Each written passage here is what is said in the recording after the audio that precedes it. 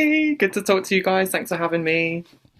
I specifically picked out this jumper today to be stylish, but you've made an absolute show of me. I don't know why it was going to be anywhere else. Well, you look lovely, Dave. What's talk me through your outfit? Well, this is Zara. It's it doesn't show any labels. The t-shirt is unironed, so I thought the jumper would mask it. I'm wearing cargo pants. Yeah, cargo pants. It's like Adidas. It's like they're taking Balenciagas. They're like Oswego's, but they're very comfortable. Oh, there we go. See, very stylish. So I like it. I can tell you that I am head to toe H&M and Penny/Primark. So, you know, that's where we're going with my vibe today. We love a thrifty queen. Yes. I mean, that's totally it. I will say, you know, I know fast fashion, the devil and all that, but I will say these are at least 3 years old. So there's no fast fashion here, you know? There you go. Very sustainable. We love that. It would be very impolite, but also it might come across in a weird way. What is Olly wearing today? Nothing. Just kidding. I'm wearing something. This is actually I'm wearing a sort of lace, sort of half. It's a striped tank top, and it's half lace, half sort of satin, pale blue satin. And it's by a designer called Nathan Korn, who's really amazing. And I'm wearing lots of jewelry, as is my sort of thing. Yeah, there's definitely a good look there. When I was actually listening to you describe it, because I know when if I'm trying to like describe something for a friend, I'm like, oh, I bought this dress. And I mean, it goes to like, oh, it's a black dress. And that's hard. I mean, yeah, it's so hard. There's like a language there that I'm like, you nearly need to learn this whole new language for fashion. And it's true. Just remembering words is difficult, let's be honest. Yeah, when you're dealing with words, it's like, oh, it's the easiest thing in the world. You just open up a mic or you speak with people and everything comes natural. But sometimes it really doesn't. No, when that red light goes on, hits record, red light fever, you don't know what you're saying. But coming out. We have to mention, before we go any further, talking about naturability and just ease of watching, although the programme dealt with such heavy topics that you can fully appreciate, but your performance in It's a Sin was outstanding, and without blowing smoke, it was magical to watch. Oh, thank you. Thank you so much.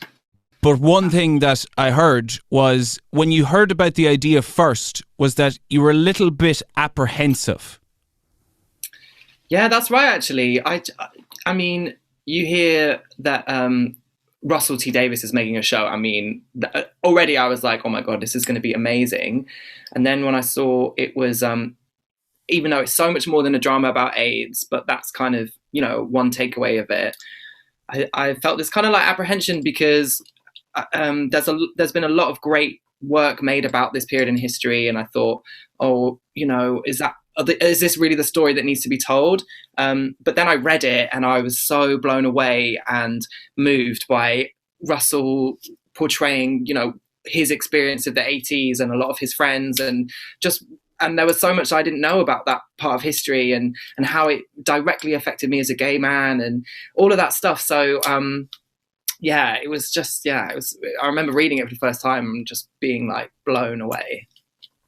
And as well as the huge professional success and obviously getting to show off, hey, I'm also this amazing actor as well as a music star. I mean, it really seems to have, you know, it brought people into your life that it really seems now that so many solid friendships have come from it. So that must be really, really nice. Oh my God, yeah, completely. It's I mean, I hadn't done any acting for, you know, quite like 5-6 years because I've been making music and touring and coming back into it. It was like this whole new set of challenges, but it was such an amazing experience, and all the people I work with, like they're such phenomenal actors, but they're such great people, and so it was just, yeah, it was amazing. I mean, I can't say how amazing it was. Were you enlightened or happy with the reaction that it got? I see no reason why you wouldn't be, but I suppose with the nature of the topic, it was always going to be maybe a little bit daunting, this being released to the world and how it would be reacted to. Yeah, it was. Also, we just, you know, Russell T Davies, who made the show, he talked about how it was really difficult to get it made. It took years for it to get the right commissioner and for people to back it and give, for the money to come in, because people were a bit scared that it just wouldn't be something an audience would want to watch. And also we filmed it just before the pandemic really happened. And then we thought, oh, are people really going to want to watch a show that's about another virus?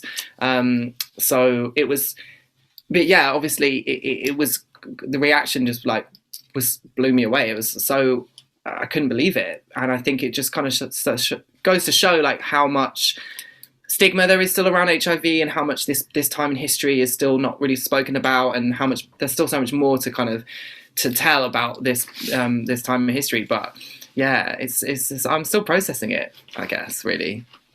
Yeah, and it is such a challenge to take on and a responsibility to take on, that you're in a way the face of sharing this history that so many people need to know about, but maybe they haven't so far.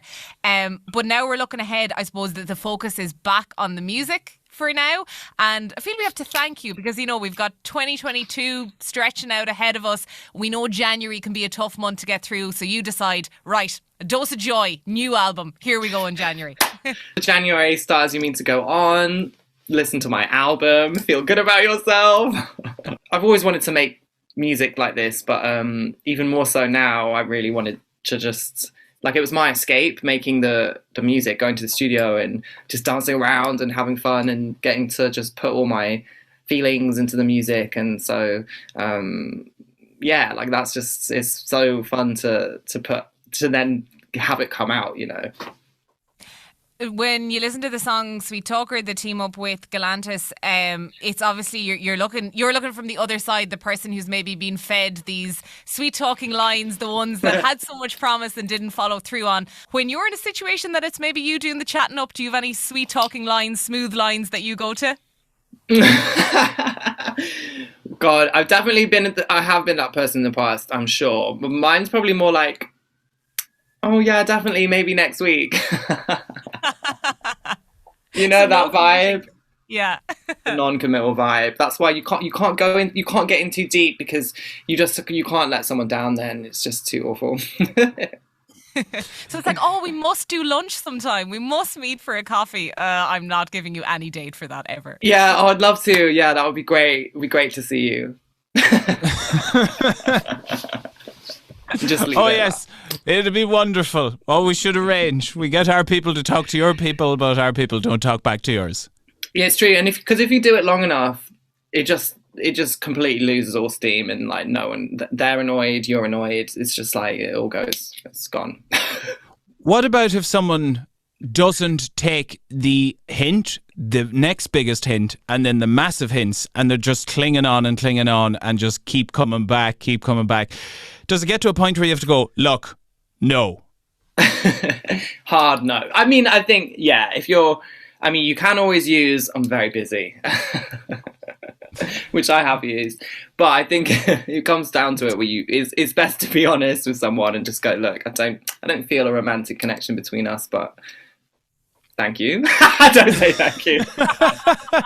Well, say thank you. You can. It's nice to be liked. I love it as well, though, that you can actually back up the busy claim, because you can literally be like, well, look, I have this tour date on this, I have this interview and that. It's very easy to verify that you're busy. Yeah, it does come in handy. Have you seen my touring schedule? I'm going to Ireland this year, 2022. I can't possibly meet you for a drink. Look, I have my sheet here. I will be there. I cannot come. Speaking of the gig, you're no stranger to Ireland, though, I would imagine. You've been here a few times, been just across the water. Well, I have, but mostly in professional reasons. I first came to Dublin when I was shooting this TV show, Penny Dreadful. Do you remember that TV show? Yeah, I have heard of it. I can't claim to have watched it. I'm not going to bluff you on it, but I have heard of it. Doesn't matter, but I had a great time, so there we go. I can't say, it's just so, it's so awesome to play, especially a Pride show. It's the best experience, because you really get to see the community together, connecting with each other, And I'm just there to give people a good time, you know. I'm just there to like hopefully add to people's enjoyment, and obviously that's like any years and years show. It's like a little pride event, but this is going to be just so exciting, especially after the time we've had, and it's just so important to, you know, be able to connect with each other. So yeah, I can't wait.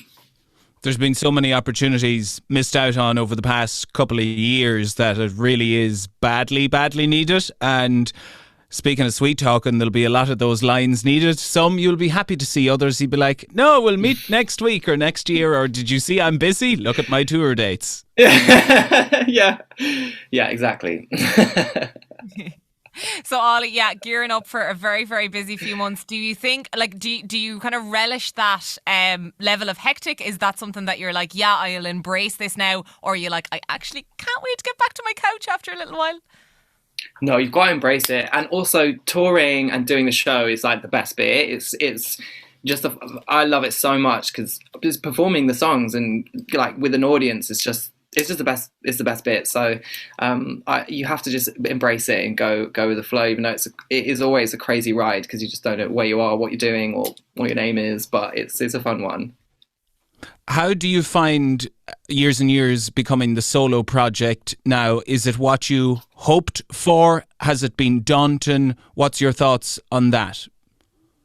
Yeah, it was nerve-wracking at the start, especially kind of telling people, because it just, even though it had been sort of on the cards for a while for us, and, you know, me, myself, Mike and Emery, we talked about it, and, you know, it was the best way it was the right thing for us to do, but it was like still nerve-wracking because I felt like, oh, I don't want to disappoint the fans, but I really want to continue as Years and Years, and I've got more songs I want to put out, and so in the beginning I just was I thought I wasn't that anxious, but I actually was. I kind of was kidding myself slightly, and also just feeling the pressure a bit because you know it is just you don't have anyone else to kind of like lean on, but then I was just so grateful. I've been feeling so grateful that I'm doing it and like made the album I wanted to make and the music I wanted to make, and having that freedom was really great. So yeah, I'm just excited that it's all finally coming out.